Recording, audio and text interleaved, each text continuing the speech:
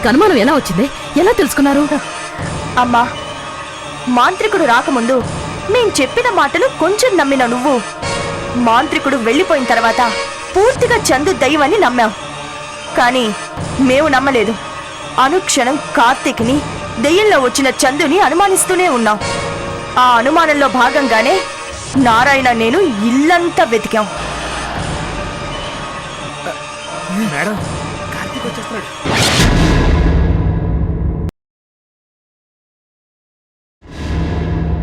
నమస్తే సార్.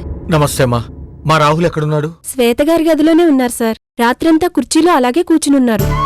మేం చూసుకుంటాం, వెళ్ళి పడుకోండి సార్ అని అన్నా కూడా వినకుండా అలానే శ్వేతం చూస్తూ కూర్చున్నారు సార్ రాహుల్ గారు. పాపం, తనకి శ్వేత అంటే చాలా ప్రాణంలా ఉంది.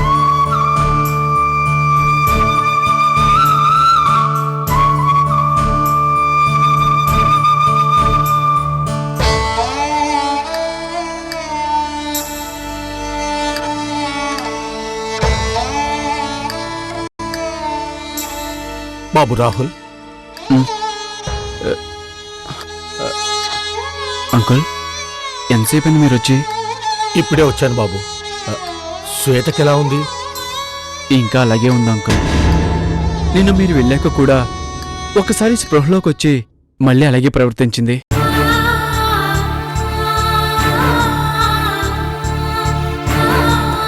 డాక్టర్ గారు పర్వాలేదని చెప్పారు అంకుల్. డాక్టర్స్ అలాగే చెప్తారు బాబు. వాళ్ళు అలా చెప్పకపోతే మనం ధైర్యంగా ఉండలేం కదా. సరే బాబు, నువ్వు ఇంటికెళ్ళి ఫ్రెష్ అవ్వు. శ్వేత దగ్గర నేనుంటాను. పర్వాలేదు అంకుల్, నేను ఇక్కడే ఫ్రెష్ అప్ అవుతాను. బాబు, 2 రోజుల నుంచి ఇక్కడే ఉన్నావు. నువ్వు ఇంటికెళ్ళి స్నానం చేసి 1 గంట సేపు పడుకోనరా. పర్వాలేదు అంకుల్.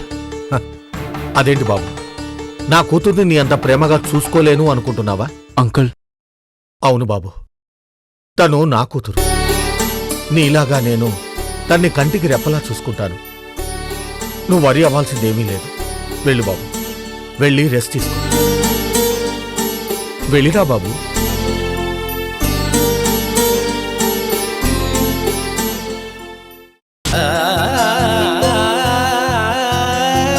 సరే అంకుల్. రాహుల్. ఏంటి అంకుల్? చందు మీ ఇంట్లోనే ఉంది. నువ్వు అక్కడికే వెళ్ళు. నా ఇంట్లోనా? అవును బాబు. అర్థం లేని ఆవేశంతో వెనక ముందు ఆలోచించకుండా చందు నేను ఆ రోజు మీ ఇంటి నుంచి వెళ్ళిపోయాం కదా. చేసిన పొరపాటుకు ప్రాయశ్చిత్తంగా మళ్ళీ నా కూతుర్ని మీ ఇంట్లో వదిలిపెట్టొచ్చాను. అంకుల్. వెళ్ళు బాబు, వెళ్ళి ఫ్రెష్ అవ్వు.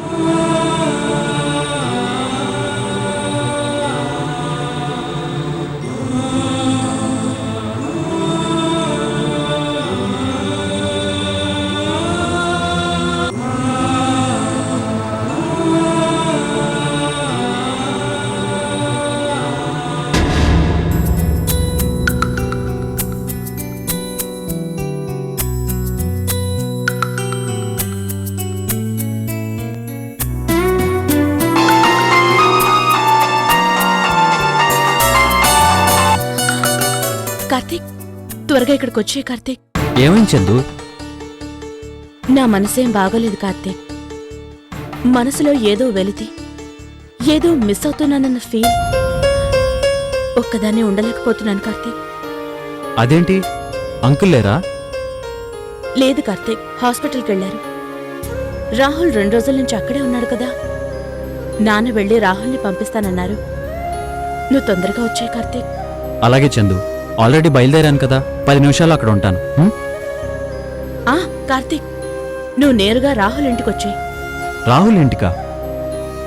అవును కార్తీక్, మేము మా ఇంటి నుంచి ఇక్కడికి వచ్చేసాం. ఆ రోజు రాహుల్ని తప్పుగా అర్థం చేసుకుని ఇక్కడి నుంచి నాన్న నన్ను తీసుకెళ్లారు కదా. చేసిన తప్పుకి ప్రాయశ్చిత్తంగా రాహుల్ మనసు సంతోషపడాలని మళ్ళీ ఇక్కడికే వచ్చేసాం. సరే, నేను అక్కడికే వస్తాను. త్వరగా వచ్చే కార్తీక్.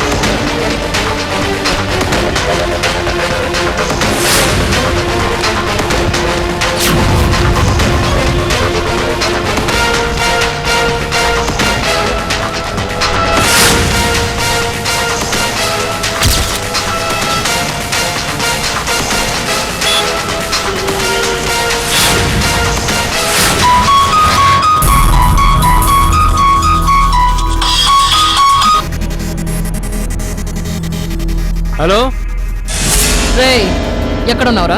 మేడం, కార్తీక్ కార్ని ఫాలో అవుతున్నాను మేడం. మాదాపూర్ వైపు వెళ్తున్నాడు మేడం. మాదాపూర్ వైపా? ఆ రాఘవరావు ఇంటి వైపు వెళ్ళడం లేదా? లేదు మేడం, నా అనుమానం అతను మాదాపూర్ వైపు వెళ్తున్నాడంటే కొండాపూర్లో ఉన్న రాహుల్ ఇంటికి అయ్యుండొచ్చు మేడం. ఓహో, వాడు అటు వెళుతున్నాడా? సరే, వాడినే ఫాలో చెయ్యి. ఆ ఇంటికి వెళ్ళగానే నాకు ఫోన్ చెయ్యి. వీలైతే ఆ ఇంట్లో ఎవరున్నది కూడా తెలుసుకో. అలాగే మేడం. పూజ, మమ్మీ, లొకేషన్ మారింది పూజ. కార్తీక్ రాఘవరావు ఇంటికి వెళ్లకుండా రాహుల్ ఇంటికి వెళ్ళాడంటే అందరూ అక్కడే ఉంటారు. మన వాళ్ళందరికీ ఇన్ఫార్మ్ చెయ్యి. అలాగే మమ్మీ. మేడం, గుర్తుందిగా? Door number 6-5-219 Kondapur. క్రాంతి, నేను పూజను మాట్లాడుతున్నాను. నేను ఇంతకుముందు ఓ ప్లేస్ చెప్పాను కదా, ఇప్పుడు అడ్రస్ మారింది. మన ప్రోగ్రాం ఆ ఇంటి దగ్గర కాదు, కొండాపూర్లో. హలో ప్రకాష్ గారు, నేను చెప్పిన ప్రోగ్రాంలో లొకేషన్ మారిందండి. అదే టైం. ప్రోగ్రాం కూడా ఏం మారలేదు, లొకేషన్ మాత్రమే మారింది. హలో స్రవంతి గారు, నేను పూజని. అదే మన ప్రోగ్రాం ఉంది కదా, ఆ ప్లేస్ మారింది. హలో భానుమతి గారు, నేను పూజను మాట్లాడుతున్నాను. శిల్ప గారు, నేనండి పూజను మాట్లాడుతున్నాను. లక్ష్మి గారు, చంద్రకళ గారు, బిందు గారు, రమ గారు. హలో నవ్య గారు, మర్చిపోవద్దు, కొండాపూర్. పూజ, మిగతా వాళ్ళతో నేను మాట్లాడి ఇన్ఫార్మ్ చేస్తాను. నువ్వు వెళ్ళు. వెళ్ళి తొందరగా రెడీ అవ్వు. మనము వెళ్ళాలి కదా. అలాగే మమ్మీ.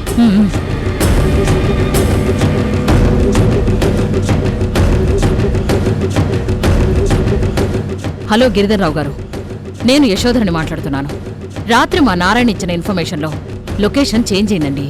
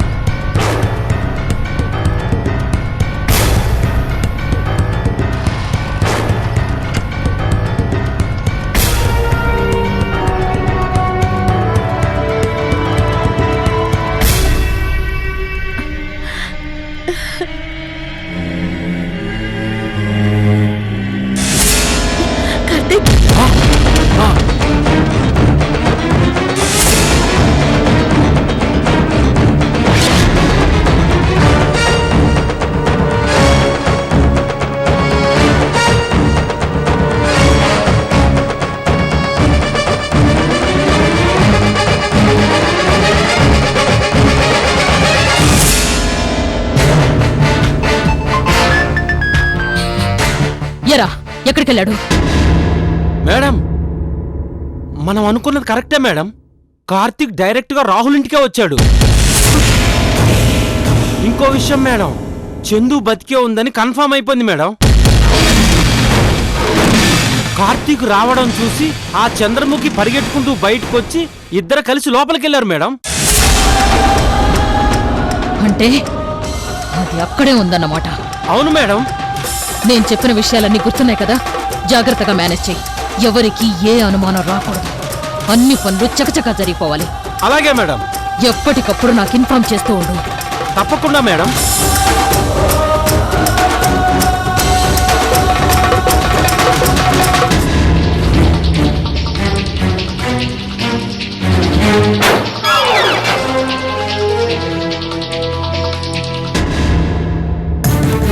కార్తీక్, నా మనసెందుకో కీడు శంకిస్తోంది కార్తీక్.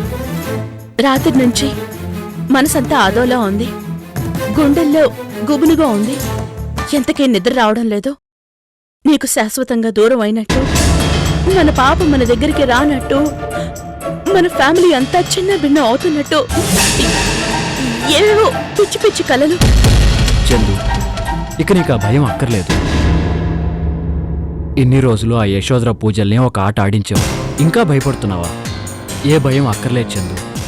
పాప ఒక్కటి మన చేతికొస్తే అన్ని సమస్యలు తీరిపోతాయి. అప్పుడు నువ్వు బతికే ఉన్నావని తెలిసినా ఆ యశోధర పూజలు మనల్ని ఏమీ చేయలేదు.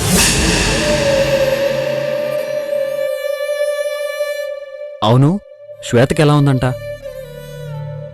ఇంకా కోలుకోలేదు కార్తీక్. పాపం రాహుల్ అక్కడే ఉండి తనని కంటికి రెప్పలా చూసుకుంటూ నిద్రాహారాలు కూడా మానేశాడు. రాహుల్ చాలా మంచివాడు కార్తీక్. అవును చందు, ఆ యశోధర పెంపకంలో పెరిగి మొదట కొంచెం తప్పుడు మార్గంలో తిరిగినా ఆ తర్వాతైనా నిజం తెలుసుకున్నాడు. జీవితం విలువ తెలుసుకుని యశోధరకి దూరంగా ఉండి మంచివాడిగా బతుకుతున్నాడు. అవును కార్తీక్, మేమిద్దరం రక్తం పంచుకుని పుట్టకపోయినా రాహుల్ లాంటి తమ్ముడు నాకున్నందుకు నాకు చాలా గర్వంగా ఉంది. ఏంటి, నీ తమ్ముడి మీద ప్రేమతో కనీసం నాకు కాఫీ ఇవ్వటం కూడా మర్చిపోయావు? లేదు కార్తీక్, నీకోసమే ఎదురుచూస్తున్నాను కదా. నువ్వు రాగానే మనస్సు కుదుటపడి నిన్ను చూస్తూ ఉండిపోయి అన్నీ మర్చిపోయాను. ఒక్క నిమిషం, ఇప్పుడే కాఫీ పెట్టి తీసుకొస్తాను.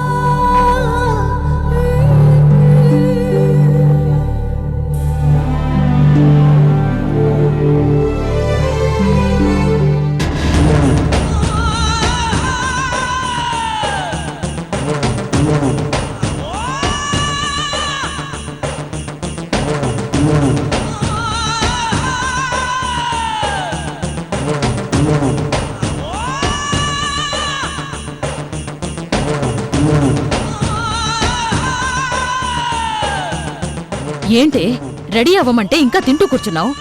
ఇది రెడీ అవటమే మమ్మీ. అంటే వెళ్ళేది ఎక్కడికి? ఆ కార్తిక్ మీద చందు మీద ఫైట్ చేయడానికి. కడుపు కాలుతుంటే ఫైట్ చేయలేం కదా, అందుకే కడుపు నిండా తిని వెళ్తాను. తిండి కలిగితేనే కండ కలదన్నట్టు నేను ఇప్పుడు కడుపు నిండా తింటేనే వెళ్ళి ఎంతసేపైనా పోరాటం చేయగలను. ఇలా తింటే కండలు కాదు పెరిగేది, కడుపులో ఆయాసం పెరుగుతుంది. ఆయాసం ఎక్కువైతే బాత్రూమ్కి బెడ్రూమ్కి తప్ప దేనికి పనికిరావు. లేదు మమ్మీ, నేను కడుపులో ఆకలితో తినట్లేదు, కడుపు మంటతో తింటున్నాను. గుండె రగిలిపోయి తింటున్నాను. ఈరోజు ఆ కార్తీక్కి బుద్ధి చెప్పి ఆ చందుకి గడ్డి తినిపించడం కోసం తింటున్నాను. సరే సరే, తిని తొందరగా వెళ్ళి రెడీ అవ్వు. ఇదిగో ఈ టాబ్లెట్స్ కూడా దగ్గర పెట్టుకో. ఇవెందుకు మమ్మీ? అక్కడికి వెళ్ళాక ఆకలేస్తే ఫుడ్ ఉండదు కదా, ఈ టాబ్లెట్స్ వేసుకుంటే ఆకలి అవ్వదు. నువ్వు కూడా నాకంటే ఎక్కువ ప్రిపేర్ అయినట్టున్నావు. తప్పదే, నీది సవతిపై పోరాటం, నాది శత్రువుతో పోరాటం. నీకెంత కసి ఉంటుందో నిన్ను కన్న తల్లిగా ఆ చందు మీద కక్ష పెంచుకున్న దానిగా నీకంటే రెండింతల కసి నాలో ఉంటుంది. అందుకే మనం చేసే ఈ పోరాటం మీద నీకంటే నాకే మక్కువ ఎక్కువ. ఇందులో మనం ఓడిపోకూడదు. ఒక రకంగా ఇన్ని రోజులు అది చచ్చిందని ఓటమి భయంతో మనం బ్రతికాం. మనం పడ్డ భయానికి 100 రెట్లు అది భయపడాలి. మనల్ని నా కార్తిక్ ఎలా ఆడుకున్నాడో చూసావు కదా, అందుకే మనం ఆడిస్తే ఆ ఆట ఎలా ఉంటుందో ఆ కార్తిక్ రుచి చూడాలి.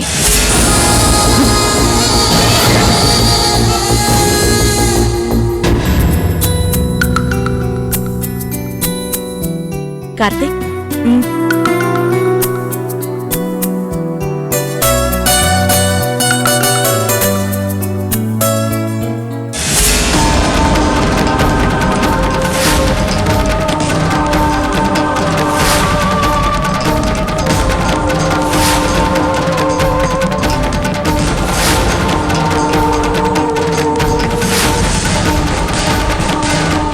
పూజ, ఏంటి మరి ఇలా తయారయ్యావు? అది కూడా అడుక్కు తినేదాన్లాగా. నేనిప్పుడు చేసేది అదే కదా మమ్మీ. అంటే ఆ చందు దగ్గర నిలబడి అడుక్కోవడానికి కదా నేను వెళ్ళేది. నో! అడుక్కోవడం మన నైజం కాదు. లాక్కోవడం, పీక్కోవడం, అడ్డొచ్చిన వాళ్ళని తన్ని తరివేయడం. నిజమే, నేను కాదనట్లేదు. నో డౌట్, 100% అది మన నైజమే. కానీ సమాజానికి అది ఎక్కదు. ఈ రోజు మన సమస్య సమాజంతో ముడిపడుంది. ఆ సమాజానికి నా మీద దయ కలగాలి, నా మొగుడి మీద కోపం కలగాలి, ఆ చందు మీద అసహ్యం కలగాలి. అందుకే ఇలా అవతారం ఎత్తాను. గుడ్. ఇప్పుడు అసలు సిసలైన యశోధర కూతురు అనిపించావు. వెళ్ళు, వెళ్ళి వాళ్ళని ఒక ఆట ఆడించు. అలాగే mummy. All the best. Thank you. వెళ్ళు.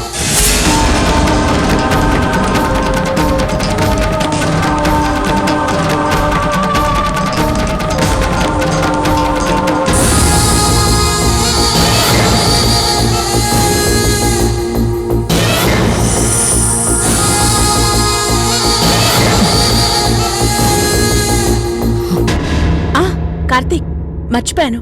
నువ్వు టిఫిన్ చేసావా? ఎక్కడ చందు, ఆ ఇంట్లో టిఫిన్ కూడానా? అయ్యయ్యో, ఆ మాట ముందే చెప్పొచ్చు కదా. టిఫిన్ రెడీ చేసేదాన్ని. ఛ, నేను కూడా టిఫిన్ చేస్తావని అడగకుండా కాఫీ తాగుతావా అని అడిగాను చూడు.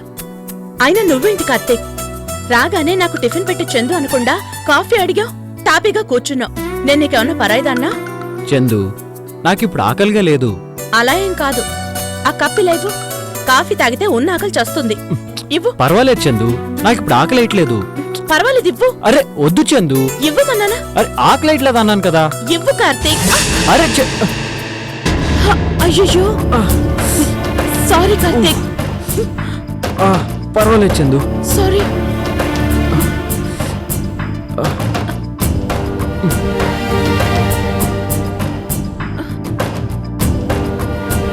కాలిందా? పర్వాలేదు చందు. నువ్వు వెళ్ళి చేయి కడుక్కో కార్తీక్. నేను వెళ్ళి టిఫిన్ రెడీ చేస్తాను. అలాగే ఈ షర్ట్ కూడా వాష్ చేసిస్తాను. నాకు టిఫిన్ ఎక్కువ అక్కర్లేదు చందు, 2 ఇడ్లీలు చాలు. అదైనా చేయాలి కదా. టిఫిన్ స్టవ్ మీద పెట్టి ఈ షర్ట్ వాష్ చేసి తీసుకొస్తాను. మళ్ళీ ఆ పూజ ఈ కాఫీ మరకలు చూసిందనుకో, ఇవెక్కడి నుంచి పడ్డాయని నేను అనుమానిస్తుంది. అది నిజమే. అసలే ఈ మధ్య ఆవిడికి అనుమానాలు ఎక్కువయ్యాయి.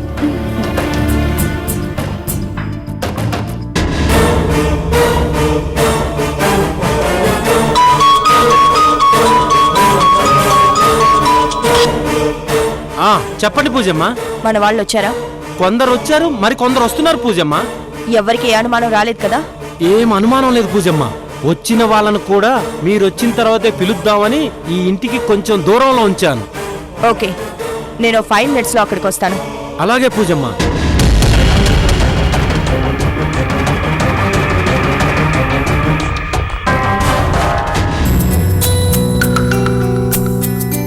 చందు, చందు.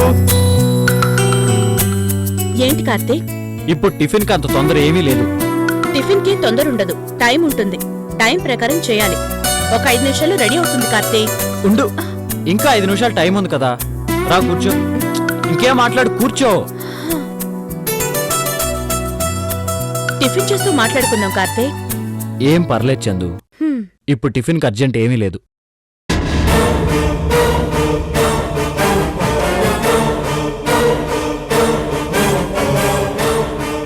అంతా ఓకేనా? Okay madam. అందరూ వచ్చారా? వచ్చారు మేడం. ఎక్కడున్నారు? ఈ ఇంటికి బ్యాక్ సైడ్ లో ఉన్నారు మేడం. సరే, నువ్వు వెళ్ళి వాళ్ళని పిలుచుకురా. Okay madam. కార్తీక్, తాళి కట్టిన పెళ్ళాన్ని నన్నే మోసం చేసి దెయ్యం పేరుతో దానితో నన్ను కొట్టించి ఏమీ తెలియనట్టు దానితోనే కొడుకుతావా? చెప్తాను. ఇంకా సేపట్లో నీ బండారం బయట పెట్టి ఈ పూజ అంటే ఏంటో ఇంకోసారి గుర్తు చేస్తాను. కార్తీక్, నేను వెళ్ళి టిఫిన్ తీసుకొస్తాను. అబ్బా ఆగు చందు, ఓ 10 నిమిషాలు ఆగు. ఇప్పుడే కదా సగం కప్పు కాఫీ తాగాను. అందుకే నేను కాఫీ తాగనివ్వంది. కాఫీ తాగితే ఆకలి చచ్చిపోతుంది కార్తీక్. అయినా నువ్వు 5 నిమిషాలు ఆగు, 5 నిమిషాలు ఆగని కాసేపు అయ్యాక టైం అవుతుంది, ఆఫీస్కి వెళ్ళాలి అంటావు. ఉండు, టిఫిన్ తీసుకొస్తాను. చూసావా, నీ చున్నీ కూడా నిన్ను నా దగ్గర నుంచి వెళ్ళనివ్వట్లేదు. చున్నీదే ఉంది కార్తీక్. నేను బ్రతికేదే నీకోసం. నువ్వు తప్ప నాకెవ్వరూ లేరు. కార్తీక్, మనం ఇంత ప్రశాంతంగా కలిసుండి ఎన్ని రోజులైంది? అవును చందు, జీవితం అంతా వాళ్లతో పోరాటమే సరిపోతుంది. అంటే ఇక మనం కలవమా? ఎందుకు కలం చందు? అయినా మన మనసులు కలిసే ఉన్నాయి కదా.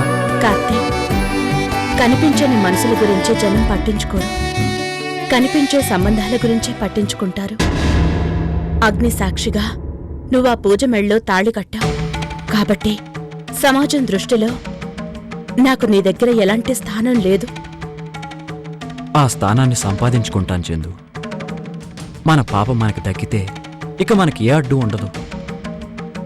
అప్పుడు వాళ్ళ మీద ఎదురు తిరిగి వాళ్ళ బండారాన్ని బయటపెట్టి మనం హాయిగా బతకొచ్చు.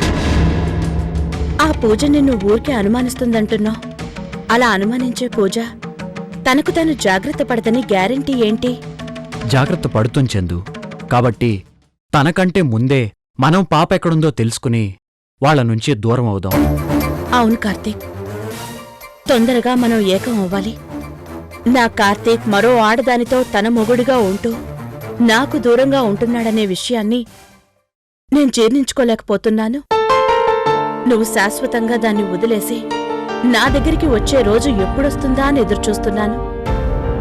కార్తీక్, నాకు నువ్వు కావాలి, నీ ప్రేమ కావాలి. నేను నీకు, నువ్వు నాకు. ఇదే మన జీవితం కార్తీక్.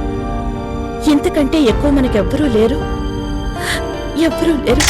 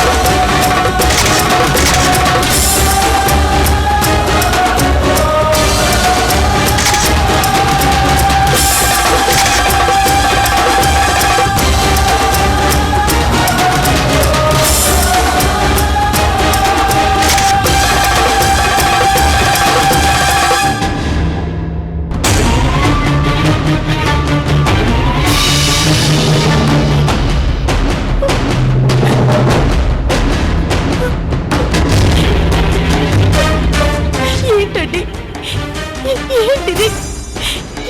నేను నీకు ఏం అన్యాయం చేశానని ఇలా ప్రవర్తిస్తున్నారు? ఏంటి చందు, నీకు నా మొగుడే దొరికాడా? ఊళ్ళో ఇంకెవరూ లేరా? ఎందుకు చందు నా కాపురాన్ని ఎందుకు కూల్చాలని చూస్తున్నావు? ఏమండి, నిన్నను ఇష్టపడి ప్రేమించి అగ్ని సాక్షిగా పెళ్లి చేసుకున్నారు.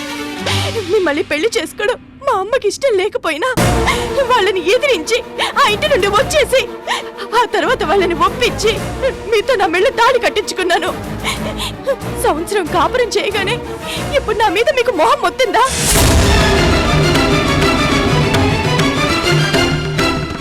నేను మీకు నచ్చలేదా? లేకపోతే ఏం చేస్తుందిలే, ఇంట్లో అదే పడుంటుంది, బయట హాయిగా దీనితో ఎంజాయ్ చేయొచ్చు అనుకుంటున్నారా? ఏమండి, నాకు మీరు తప్ప ఎవరూ లేరు. నేను బతికేదే మీకోసం. మీరు నాకు ఇలా అన్యాయం చేస్తే నేనేమైపోవాలి? నా జీవితం ఏమైపోతుంది? మీకోసం మా అమ్మని ఎదిరించాను. ఇప్పుడు మీరు ఇలా చేస్తే నన్ను వాళ్ళు ఎందుకు కేర్ చేస్తారు? ప్లీజ్ అండి, ప్లీజ్ అండి, మీ కాళ్ళు పట్టుకుంటాను. నాకు అన్యాయం చేయకండి, నా జీవితాన్ని నాశనం చేయకండి. అయ్యో పూజ, ఏంటి నాటకం?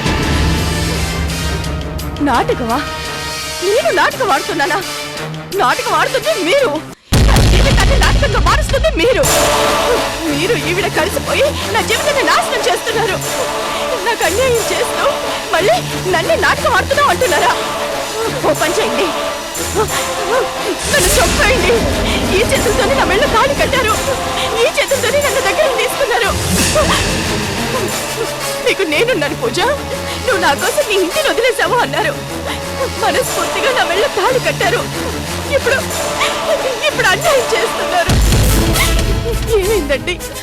ఈ పూజ బోరింగ్ కొడుతుందా? సరే, మీ ఇష్టం. మీ మనసులో నాకు చోటు లేకపోతే ఇంకా ఇంకా నేను బ్రతికి అనవసరం. నన్ను ఇప్పుడే ఇక్కడే నా గొంతు పిసికి చంపేయండి, చంపేయండి, చంపేయండి, చంపేయండి, చంపేయండి, చంపేయండి, చంపేయండి. పూజ, ఏంటండి, నన్ను చూస్తే అంత అసహ్యం వేస్తుందా? మీ చేతుల్లో చచ్చే అర్హత కూడా నాకు లేదా? ఎందుకంటే నేనేం పాపం చేశాను? పూజ ఏమయ్యా ఏంటి ఏంటి ఆ పిల్ల మీద అలా అరుస్తున్నావు? అరే వచ్చిన దగ్గర నుంచి చూస్తున్నావు, నువ్వు అది సిగ్గు లేకుండా పడుకున్నారు. మిమ్మల్ని కళ్ళారా చూసినా నీ పెళ్ళాం ఎదురు తిరగకుండా నిన్ను బ్రతిమాలుతుంటే నువ్వేంటి ఆ అమ్మాయిని అసహించుకున్నావు? ఆ పిల్ల ఆడేది నాటకమా? మరి అది నువ్వు కలిసి ఆడేది ఏమంటారయ్యా? ప్లీజ్, మీకేమీ తెలీదు. దయచేసి ఎవరు ఏమీ మాట్లాడదు. అవునండి, మాకేం తెలీదు. ఇప్పుడు కళ్ళారా చూశాకే అన్నీ తెలుస్తున్నాయి. ఆవిడ్ని చూడండి, ఒంటి మీద చున్నీ ఊడిపోయినా చూసుకోకుండా మీ ఒళ్ళో పడుకొని ఉంది.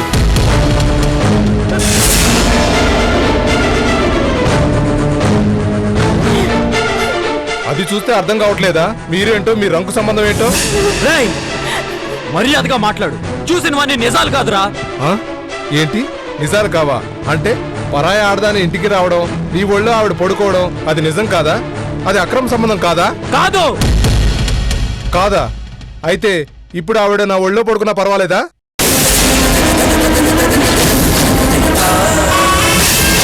ఏంట్రా కూసావు?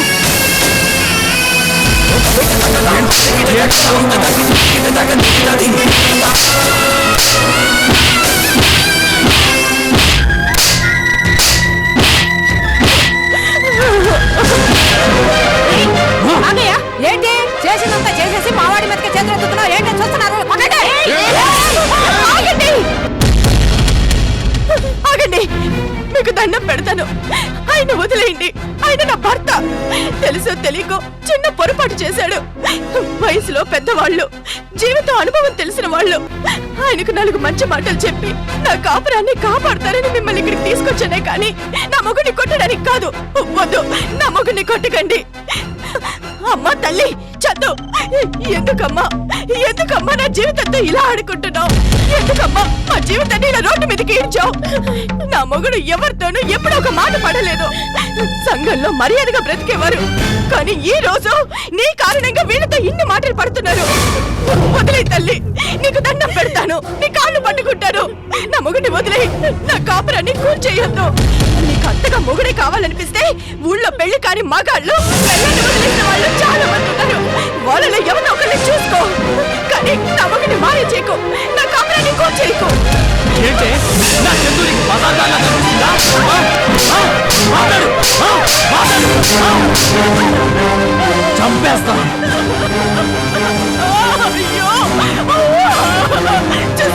చూసారా నా మొగుడిని ఎంత మాయ చేసిందో? ఇంతవరకు నా మీద నా మొగుడు ఒక్కసారి కూడా చేసుకోలేదు. అలాంటిది ఈ రోజు ఇంతమంది ముందే బాధ భరించలేక దాన్ని ఓ మాట అన్నానని నా చెంప పగలగొట్టాడు. అమ్మ చల్లు, ఇప్పుడు నీ కడుపు చల్లారిందా? నీ మనసు ప్రశాంతంగా ఉందా? పూజ, అరవకు.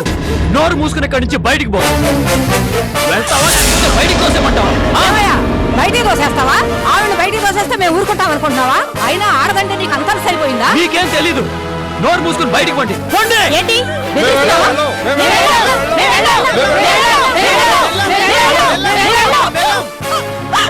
నా మొగుడిని ఏమనకండి.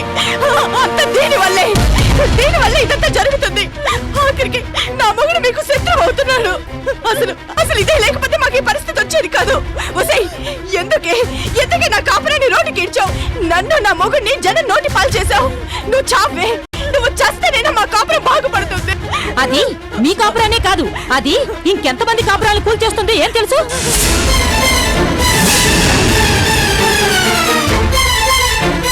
అది చస్తే ఊళ్ళో వాళ్ళ కాపురాలన్నీ బాగుపడతాయా?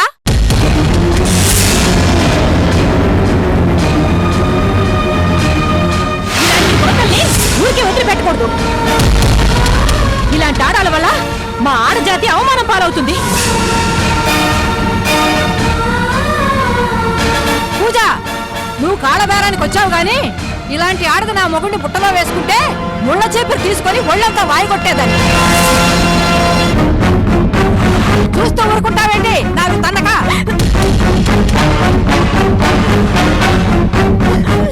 అవునే, నేనేం చేయలేని అమాయకురాళ్ళని నా జీవితంతో ఇలా ఆడుకుంటున్నావా? నేనేమి చేయలేని అమాయకురాళ్ళ? నా జీవితమే పాడవుతుంటే ఇంకెందుకు నాకు ఈ అమాయకత్వం? చావు.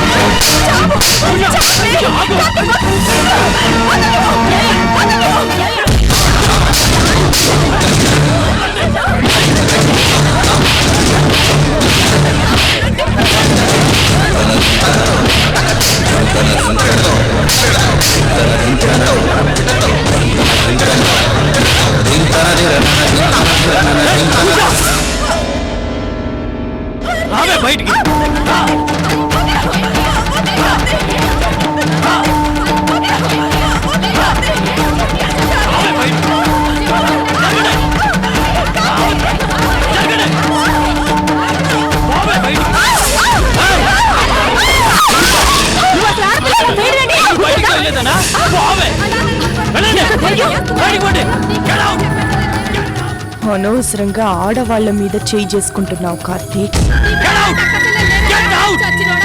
అడ్డంగా దొరికిపోతా. పనికొచ్చే న్యూస్ ఉంటే రాసుకోండి రా. ఎవడన్నా గేట్ దాటి లోపలికి వచ్చాడో చంపేస్తాను.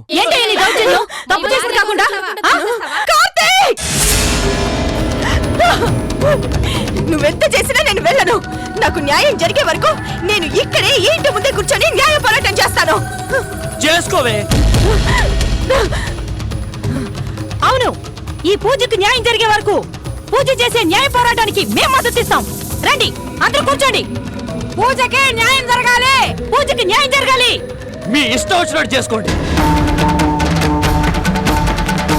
పూజకి న్యాయం జరగాలి, పూజకి న్యాయం జరగాలి, పూజకి న్యాయం జరగాలి, పూజకి న్యాయం జరగాలి, పూజకి న్యాయం జరగాలి, పూజకి న్యాయం జరగాలి, పూజకి న్యాయం జరగాలి, పూజకి న్యాయం జరగాలి.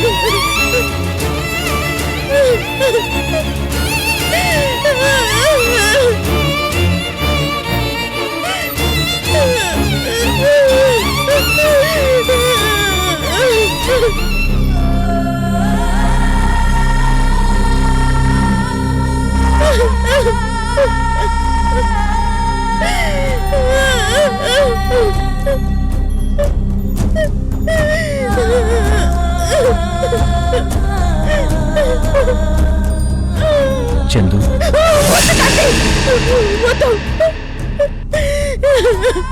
వద్దు కార్తీక్, నన్ను టచ్ చేయొద్దు. చందు, చూసావుగా కార్తీక్, వాళ్ళన్న మాటలు విన్నావు కదా. ఇప్పుడు నువ్వు నా దగ్గరకు వస్తే, నన్ను టచ్ చేస్తే, మేమింటి బయట ఉన్నావు, ఆయన బరి తెగించి సిగ్గు లేకుండా ఆ చందు నా మొగుడుతో ఎలా కులుకుతుందో అని ఆ పూజ నానా రాతంతం చేస్తుంది కార్తీక్. ఇప్పటికే తన అన్న మాటలు, ఆ జనాలతో అనిపించిన మాటలు నా గుండెల్లో తుపాకీ గుండెలో గుచ్చుకున్నాయి కార్తీక్. చచ్చిపోయాను కార్తీక్, చచ్చిపోయాను. ఆడదానికి ఒంటి మీద ఎన్ని దెబ్బలు పడినా నష్టం లేదు గాని, శీలం మీద మచ్చ పెడితే బ్రతికి వేస్ట్ కార్తీక్. అది అది నా శీలం మీద మచ్చ వేసింది, నా గుండెల్లో పదునైన కత్తిని గుచ్చింది. ఇంకెందుకు నేను బ్రతికుండాలి కార్తీక్? కూతురు వచ్చి ఇంత రాధాంతం చేసిందంటే, ఇంకా అమ్మ వచ్చిందంటే, అమ్మో ఊహించుకుంటేనే భయంగా ఉంది. ఒంట్లో వణుకు పడుతుంది కార్తీక్. కార్తీక్, నాకు సాయం చేయి కార్తీక్. అది వచ్చేలోపు నన్ను చంపేయి కార్తీక్, నన్ను చంపేయి.